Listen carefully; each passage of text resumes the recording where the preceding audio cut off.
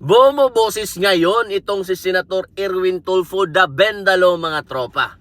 Ayon sa kanya, we're wasting so much time debating about Senator Bato. Safety, security of the Senate, change of leadership again, ang daming problema ng bayan.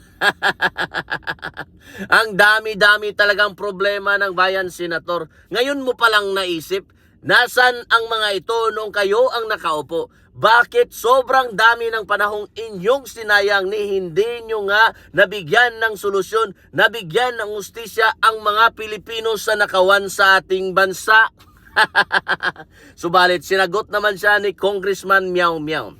Tama ka, Lodi. Dapat talaga ikaw ang Senate President para matutukan natin ang mga importanteng problema katulad ng away mag-asawa. Ayon sa pool, dyan ka lang magaling sa away mag-asawa, dyan ka lang nagtatapang-tapangan sa mga taong hindi nakakaganti sa'yo. Erwin Tulfo, wag kami.